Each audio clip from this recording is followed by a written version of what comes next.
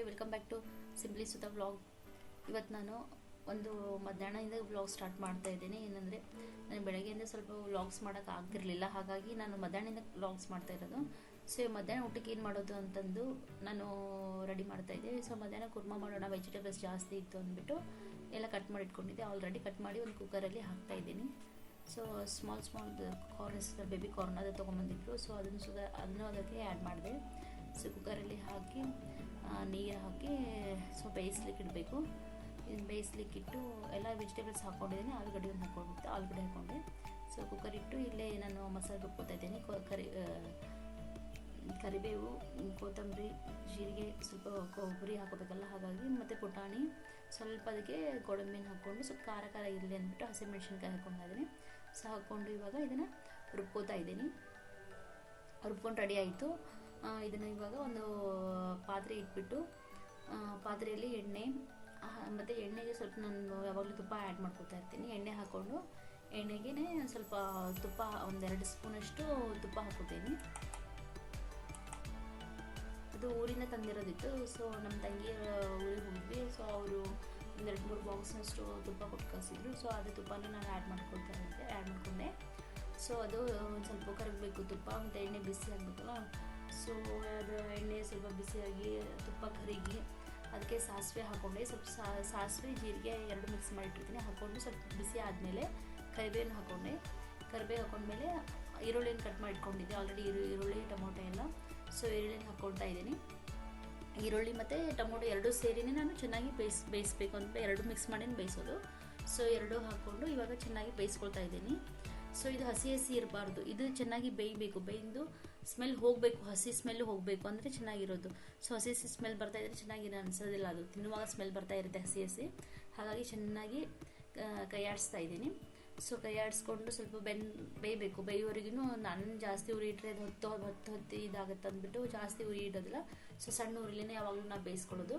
ಸಣ್ಣ ಉರಿಲಿ ಬೆಂದಾಯಿತು. ಇವಾಗ ಬೆಂದಿದ್ದಕ್ಕೆ ನಾನು ರುಬ್ಬಿಕೊಂಡಿರೋದಂತ ಮಸಾಲಾನ ಅದಕ್ಕೆ ಆ್ಯಡ್ ಮಾಡ್ತಾ ಇದ್ದೀನಿ. ಸೊ ಅದನ್ನು ಹಾಕ್ಕೊಂಡು, ಸೊ ಅದಕ್ಕೆ ಬೇಕಂದರೆ ನೀವು ಸ್ವಲ್ಪ ಜಾರಿಗೆ ನೀರನ್ನು ಹಾಕಿಬಿಟ್ಟು ನೀವು ಅದಕ್ಕೆ ಹಾಕ್ಕೋಬೋದು. ಸೊ ಹಾಕ್ಕೊಂಡು ಅದನ್ನು ಮಿಕ್ಸ್ ಮಾಡಿ, ಈರುಳ್ಳಿ ಮತ್ತು ಟೊಮೊಟೊ ಜೊತೆ ಬೆಂದಿರೋ ಜೊತೆ ಅದನ್ನು ಮಿಕ್ಸ್ ಮಾಡಿ ಅದನ್ನು ಕೂಡ ಬೇಯಿಸ್ಕೋಬೇಕು. ಹಸಿ ಮಸಾಲೆ ವಾಸನೆ ಬರಬಾರ್ದು. ಅದೇ ಥರ ಸ್ವಲ್ಪ ಬೇಯಲಿಕ್ಕೆ ಬಿಡಬೇಕು ಅದನ್ನು. ಇವಾಗ ಬೆಂದು ರೆಡಿ ಆಯಿತು. ಸೊ ನೋಡಿ, ನೀರೆಲ್ಲ ಹಿಂಡ್ಕೊಂಡಿದೆಯಲ್ಲ, ಬೆಂದಿದ್ದು. ಅದು ಬೆಂದಿದ್ದಕ್ಕೆ ಇವಾಗ ನಾನು ಕುಕ್ಕರಲ್ಲಿ ಏನು ಸಿಟಿ ಹೊಡಿಸ್ಕಿಟ್ಕೊಂಡಿದ್ದೆಲ್ಲ ಬೆಂದಿರೋದನ್ನ ವೆಜಿಟೇಬಲ್ಸ್ನ ಅದಕ್ಕೆ ಆ್ಯಡ್ ಮಾಡ್ಕೊತಾ ಇದ್ದೀನಿ. ಸೊ ನಿಮಗೆ ಬೇಕು ಅಂತಂದರೆ ನೀವು ಅದೇ ನೀರನ್ನು ಹಾಕ್ಕೋಬೋದು. ನಾನು ಸಿಟಿ ಹೊಡಿಸಿದ ಅದೇ ನೀರು ಹಾಕ್ಕೊಳ್ತಾ ಇದ್ದೀನಿ. ಸೊ ನೀವು ಕೂಡ ಅದನ್ನು ಬೇಗ ಹಾಕ್ಕೋಬೋದು. ಅದು ಬೇಡ ಅಂತಂದರೆ ಸೊ ಸಪ್ರೇಟಾಗಿ ನೀರು ಹಾಕ್ಕೋಬೋದು. ಸೊ ಇದರಲ್ಲಿ ಎರಡು ಥರನೂ ಮಾಡ್ತಾರೆ. ಎಲ್ಲ ಸೇರಿನ ಮಿಕ್ಸಿ ಹೊಡೆದು ವೆಜಿಟೇಬಲ್ಸ್ ಕುರ್ಮಾ ಮಾಡ್ತಾರೆ. ಸೊ ನಾನು ಸಪ್ರೇಟಾಗಿ ನಾನು ವೆಜಿಟೇಬಲ್ಸ್ ಕುರ್ಮಾ ಮಾಡೋದು. ಸೊ ಯಾವಾಗಲೂ ನಾನು ಎಲ್ಲ ಹಾಕಿ ಮಿಕ್ಸಿ ಎಲ್ಲ ಮಾಡಿ ಒಂದರಲ್ಲಿ ಹಾಕಿಬಿಟ್ಟು ಸಿಟಿ ಹೊಡಿಸೋದಿಲ್ಲ. ಸೊ ಅದು ಮಾಡಿ ನೋಡಿದೆ, ಸ್ವಲ್ಪ ನನಗೆ ಏನಕ್ಕೋ ಅದಷ್ಟು ಚೆನ್ನಾಗಿ ಅನಿಸಿಲ್ಲ.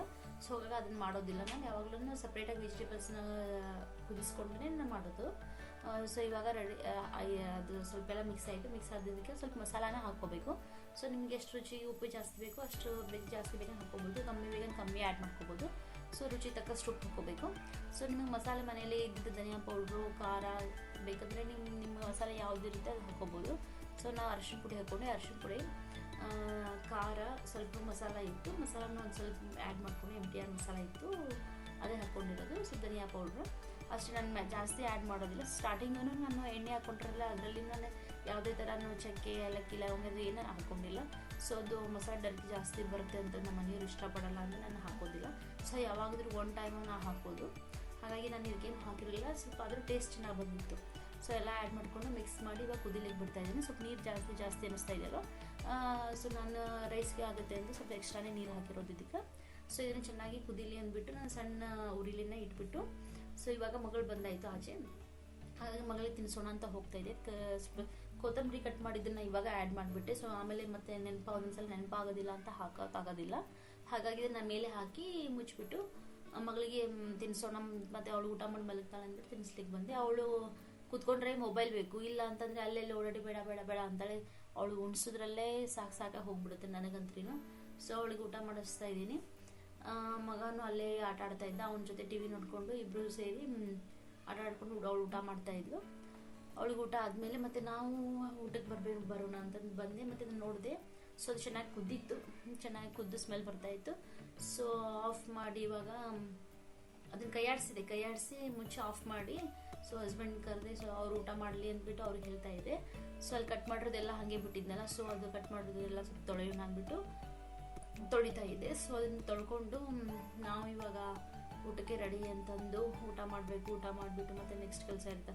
ಸೊ ಮಕ್ಕಳನ್ನ ಮಲಗಿಸಿ ಅವ್ರು ಮಲಗಿರುವಾಗ ಉಳಿದ ಬ್ಯಾಲೆನ್ಸ್ ಕೆಲಸ ಎಲ್ಲ ಮಾಡಿಕೊಂಡು ಅವ್ರು ಇದ್ಮೇಲೆ ಮತ್ತೆ ಇದೇ ಇರುತ್ತೆ. ಮಕ್ಕಳು ಮನೇಲಿದ್ದರೆ ನಮ್ಮ ಕೆಲಸನೇ ಮುಗಿಯಲ್ಲ ಬೇಗ. ಇವಾಗ ರೈಸ್ ಊಟ ಮಾಡೋಣ ಅಂದ್ಬಿಟ್ಟು ಚಪಾತಿ ಮಾಡಿರಲಿಲ್ಲ, ಚಪಾತಿ ನೈಟ್ ಮಾಡೋಣ ಅಂದ್ಬಿಟ್ಟು ರೈಸ್ ಹಾಕ್ಕೊಂಡು ರೈಸಿಗೆ ಕುರ್ಮಾ ಹಾಕ್ಕೊಂಡು ಸೊ ಊಟ ಮಾಡಿಕೊಂಡು ಬಂದೆ. ಇವಾಗ ಗ್ಯಾಸ್ ಕಟ್ಟಿ ಎಲ್ಲ ಹಾಗೆ ಬಿಟ್ಟಿದೆ. ಸೊ ಗ್ಯಾಸ್ ಕಟ್ಟಿ ಎಲ್ಲ ಕ್ಲೀನ್ ಮಾಡ್ಕೊಳ್ಳೋಣ ಅಂತಂದು ಗ್ಯಾಸ್ ಕಟ್ಟಿ ಕ್ಲೀನ್ ಮಾಡ್ತಾಯಿದ್ದೆ. ಎಲ್ಲನೂ ಏನಾದರೂ ಅಡುಗೆ ಮಾಡಬೇಕು ಅಂದರೆ ಫುಲ್ ಗ್ಯಾಸ್ ಕಟ್ಟಿ ಎಲ್ಲ ಹರ್ಕೊಂಡ್ಬಿಡ್ತೀವಿ ನಾವು ಹೆಣ್ಮಕ್ಳು. ಹೆಂಗೆ ಅಂದರೆ ಅದೇ ಸೇಮ್ ಅದು ಹಾಕಿಬಿಟ್ಟು ಅಲ್ಲೆಲ್ಲ ಇಡೋದಿಲ್ಲ. ಸೊ ಎಲ್ಲ ಎತ್ತಿಟ್ಟು ಕ್ಲೀನಾಗಿ ಗ್ಯಾಸ್ ಕಟ್ಟಿ ಎಲ್ಲ ಕ್ಲೀನ್ ಮಾಡ್ತಾಯಿದ್ದೆ. ಕ್ಲೀನ್ ಮಾಡಿಕೊಂಡು ಪಾತ್ರೆ ತೊಳಿಬೇಕು. ಪಾತ್ರೆ ಹಾಗೆ ಬೆಳಗ್ಗೆಯಿಂದನೇ ಎಲ್ಲ ಹಾಗೆ ಹೊಟ್ಟೆ ಅಲ್ಲೇ ಇಟ್ಬಿಟ್ಟಿದೆ. ಸೊ ಯಾವುದನ್ನು ತೊಳೆದಿರಲಿಲ್ಲ. ಹಾಗಾಗಿ ತೊಳೆಯೋಣ ಅಂದ್ಬಿಟ್ಟು ಗ್ಯಾಸ್ ಕಟ್ಟಿನ ಬೆಳಗ್ಗೆಯಿಂದ ಅಡುಗೆ ಮಾಡೋದು ಹಾಗೆ ಇತ್ತು. ಸೊ ಅದನ್ನು ಕೂಡ ಒರೆಸ್ಕೊಂಡು ಪಾತ್ರೆ ತೊಳಿತಾ ಇದ್ದೀನಿ. ಪಾತ್ರೆ ಸಿಂಕಲ್ಲೇ ತೊಳೆಯೋದು, ಮತ್ತು ಜಾಸ್ತಿ ಇದ್ರು ಅದರಲ್ಲೇ, ಕಮ್ಮಿ ಇದ್ರೂ ಅದರಲ್ಲೇ ಅದರಲ್ಲೇ ತೊಳಿತಾ ಇದ್ದೀನಿ. ಸೊ ತಿಕ್ಕಿ ತೊಳೆದು ಅಷ್ಟೊತ್ತಿಗೆ ಅಂದರೆ ಮತ್ತು ನಮ್ಮ ಮಾಡೋ ಕೆಲಸ ಅಂದ್ರೂ ಎಷ್ಟೋ ಟೈಮ್ ಆದರೂ ಆಗೋದೇ ಇಲ್ಲ. ಇವು ಮಕ್ಕಳು ಇರೋದ್ರಲ್ಲಿ ಆದರೆ ಸ್ವಲ್ಪ ಟೈಮ್ ಪಾಸ್ ಆಗುತ್ತೆ. ಸೊ ಅವರ ಮಲ್ಲಿಗೆ ಏಳು ನಮ್ಮದು ಊಟ ಆಗಿ ನಾನು ಎದ್ದು ಪಾತ್ರೆ ತೊಳೆಯೋರಿಗಿಂತ ಎದ್ದು ಬಿಡ್ತಾರೆ. ಹಾಗೆ ಅಲ್ಲಿ ಪಕ್ಕದ ಮನೆಯಲ್ಲಿ ಈಶಾನ್ ಅಂತ ಹುಡುಗ ಇದ್ದ. ಸೊ ಹುಡುಗ ಬರ್ತಾಯಿದ್ದ, ಅಂದರೆ ವಾರದಲ್ಲಿ 2 ಸಲ 3 ಸಲ ಬರ್ತಾಯಿದ್ದಾನೆ ಮನೆಗೆ. ಗೊಂಬೆ ಜೊತೆ ಆಟ ಆಡ್ಲಿಕ್ಕಂತ ಬರ್ತಾನೆ. ಸೊ ಹಾಗಾಗಿ ಅವಳು ಇವರು ಹಸ್ಬೆಂಡ್ ಮಲಗಿಸ್ಲಿಕ್ಕಂತ ಹೋಗಿದ್ರು, ಮಲಗಿಲ್ಲ. ಅವಳು ಮಲಗಿಲ್ಲ ಅಂದ್ಬಿಟ್ಟು ಅವನೇನು ಮಲಗಿಲ್ಲ ಅನಿಸುತ್ತೆ. ನಂದಿಷ್ಟು ಪಾತ್ರೆ ತೊಳೆದು ಸಿಂಕ್ ಎಲ್ಲ ತೊಳ್ಕೊಂಡು ಕ್ಲೀನ್ ಆಯಿತು. ಆಚೆ ಬಂದು ನೋಡಿದರೆ ಇವರೆಲ್ಲ ಹರಡ್ಕೊಂಡು ಆಟ ಆಡ್ತಾಯಿದ್ರು. ಅವ್ರ ಜೊತೆ ಮಗ ಕೂಡ ಆಟ ಆಡ್ತಾ ಇದ್ದ. ಸೊ ಅವ್ರು ಮತ್ತೆ ರೊಟ್ಟಿ ಆರ್ಡ್ರ್ ಬಂದಿತ್ತು. ಹಾಗಾಗಿ ನಾನು 10 ರೊಟ್ಟಿ ಬೇಕು ಅಂತ ಹೇಳಿದ್ರು, ಪ್ಯಾಕ್ ಮಾಡಿ ಇಟ್ಟಿದ್ದೆ. ಅವ್ರು ಬಂದು ತೊಗೊಂಡು ಹೋಗ್ತೀನಿ ಅಂತ ಹೇಳಿದರು. ಬಂದು ಹೇಳ್ಬಿಟ್ಟು ಹೋಗಿದ್ರು ಫಸ್ಟು. ಇನ್ನೂ ಸ್ವಲ್ಪ ಬ್ಯಾಲೆನ್ಸ್ ರೊಟ್ಟಿ ಇತ್ತು, ಅದು ಹಾಗೆ ಇಟ್ಟಿದೆ. ಸೊ ಇವರೆಲ್ಲ ಆಟ ಆಡ್ತಾಯಿದ್ರು, ಎಲ್ಲ ಹರಡಿಕೊಂಡು. ಸಿಕ್ಕಾಪಟ್ಟೆ ಸಾಮಾನಿದೆ ಆಟ ಆಡೋಕ್ಕೆ. ಎಲ್ಲ ಅಲ್ಲೊಂದು ಇಲ್ಲೊಂದು ಸೋಫಾ ಬಿಡೋಕ್ಕೆ. ಸೊ ಇಲ್ಲೆಲ್ಲ ಕೂಡ ಹಾಕಿ ಆಟ ಆಡ್ತಾ ಇರ್ತಾರೆ. ಅವಳು ಹೋಗಿ ಪಪ್ಪ ಹತ್ರ ಸೋಫಾ ಮೇಲೆ ನಿಂತ್ಕೊಂಡು ತಲೆ ಹತ್ರ ಎಲ್ಲ ಬಡ್ಕೊಂಡು ಆಟ ಆಡ್ತಾ ಇದ್ಲು. ಕೆಳಗೆ ಬರೆದ್ಬಿಟ್ಟು ಸೊ ಮೈಂಡ್ ಚೇಂಜ್ ಮಾಡಿ ಇಬ್ಬರು ಸೇರಿ ಮತ್ತೆ ಇಲ್ಲೊಳಗಡೆ ಬಂದರು. ಡೈನಿಂಗ್ ಹಾಲಲ್ಲಿ ಬಂದುಬಿಟ್ಟು ಇಬ್ಬರು ಸೇರಿ ವಿಡಿಯೋ ಮಾಡಿಬಿಡ, ಫೋಟೋ ತೆಗಿಬಿಡ ಅಂತ ಹೇಳಿಬಿಟ್ಟು ಇಲ್ಲ ಆಟ ಆಡ್ತಾಯಿದ್ರು. ಸುಮ್ಮನೆ ಕೂತ್ಕೊಂಡು ಆಯಿತು. ಅವ್ರ ಜೊತೆ ಸ್ವಲ್ಪ ಟೈಮ್ ಸ್ಪೆಂಡ್ ಮಾಡೋ ಮಟ್ಟ ಅಂದರೆ ಸಾಯಂಕಾಲ ಆಯಿತು. ಸೊ ಇವಾಗ ಮತ್ತೆ ಚಪಾತಿ ಮಾಡೋದೊಂದು ಲೇಟ್ ಆಗುತ್ತೆ. ಅವ್ರು ತಿನ್ನಿಸಿ ನಾವು ಮಾಡ್ಕೊಂಡು ತಿನ್ನೋ ಮಟ್ಟ ಅಂತಂದಮೇಲೆ 7:30 ಹಂಗೆ ಮತ್ತೆ ನಾನು ಚಪಾತಿ ಮಾಡ್ಲಿಕ್ಕೆ ಬಂದೆ. ಸೊ ನಾನು ಸ್ಟಾರ್ಟಿಂಗ್ ಚಪಾತಿ ಮಾಡೋಕ್ಕೆ ಬರ್ತಿರಲಿಲ್ಲ. ನಾನು ಜಾಬಿಗೆ ಹೋಗ್ತಾಯಿದ್ದೆ ಫಸ್ಟು. ಹಾಗಾಗಿ ನನಗೆ ಚಪಾತಿ ಮಾಡೋಕೆ ಆಗ್ತಾಯಿಲ್ಲ. ಸಂಡೇ ಮಾಡ್ತಿದ್ದೆ. ಒನ್ ಟೈಮ್ ಮಾಡಿದ್ರೆ ಎಲ್ಲ ಕಡಮ್ ಅಂತ ಇತ್ತು. ನಾನು ಮತ್ತೆ ಫಸ್ಟೆಲ್ಲ ನಾನು ಅಡುಗೆ ಮಾಡಿ ನಂಗೆ ಏನು ಗೊತ್ತಿರಲಿಲ್ಲ. ಇವಾಗ ನಾನೆಲ್ಲ ಅಡುಗೆ ಕಲ್ತಿರೋದು ಮದುವೆ ಆದಮೇಲೇನು. ಅನ್ನೋದು ಚಪಾತಿ ಯಾವಾಗ ಸ್ವಲ್ಪ ಮಾಡಿದಾಗ ರೊಟ್ಟಿನೋ ಚಪಾತಿನೋ ಗೊತ್ತಾಗ್ತಾ ಇರಲಿಲ್ಲ, ಹಾಗಾಗ್ತಾಯಿತ್ತು. ಇವಾಗ ಚೆನ್ನಾಗಿ ಮಾಡ್ತಾಯಿದ್ದೀನಿ. ನೀವೇ ನೋಡಿ ಹೇಗೆ ಇದೆ ಅಂತಂದು. ಸೊ ಚೆನ್ನಾಗಿ ಲಟ್ಟಿಸ್ಕೊಂಡು ನಾನು ತವೆಲ್ಲ ಹಾಕ್ಬಿಟ್ಟು ಬೇಯಿಸಿದ್ರೆ ಮೆತ್ತಗೆ ಇರ್ತಿತ್ತು. ಹಸ್ಬೆಂಡ್ ಇದ್ದಾರೆ ಚೆನ್ನಾಗಿ ಮಾಡ್ತಾಯಿದ್ದೀರ ಅಂತ 2-3 ಸಲ ಕಮೆಂಟ್ಸ್ ಕೊಡಿದ್ರು ನನಗೆ. ಸೊ ನಾನು ಇರಲಿ ಇಂಪ್ರೂವ್ ಆಗ್ತಾಯಿದ್ದೀನಿ ಅಂತ ನಾನು ಸುಮ್ಮನಾಗಿದೆ. ಚಪಾತಿ ಹಾಕಿದ ತಕ್ಷಣ ಅಂದರೆ ಪುರಿ ಉದ್ದಂಗೆ ಉಬ್ಬುತ್ತೆ ನೋಡಿ. ಸೊ ನಾನು ಫಸ್ಟಿಗೆ ಹಿಟ್ಟೆಲ್ಲ ನನಗೆ ಅಷ್ಟೊಂದು ಚೆನ್ನಾಗಿ ನಾದ್ಕೊಳ್ಳೋಕೆ ಬರ್ತಿರಲಿಲ್ಲ. ನಾನು ಹಿಟ್ಟಲ್ಲಿ ಸ್ವಲ್ಪ ಉಪ್ಪು ಮತ್ತು ಅದಕ್ಕೆ ಸ್ವಲ್ಪ ಹಾಲು ಹಾಕೋತಾ ಇದ್ದೆ. ಆಮೇಲೆ ಹಾಲು ಹಾಕೋತಾ ಇದ್ದೆ. ಹಾಲು ಬೇಡ ಅಂದರೆ ಎಣ್ಣೆ ಹಾಕೋಬೋದು, ಎಣ್ಣೆನೂ ಹಾಕ್ಕೊಳ್ತಾ ಇದ್ದೆ. ಸೊ ಏನೋ ಮೆತ್ತಗಾಗುತ್ತೆ ಅಂತ ಹೇಳ್ತಿದ್ರು.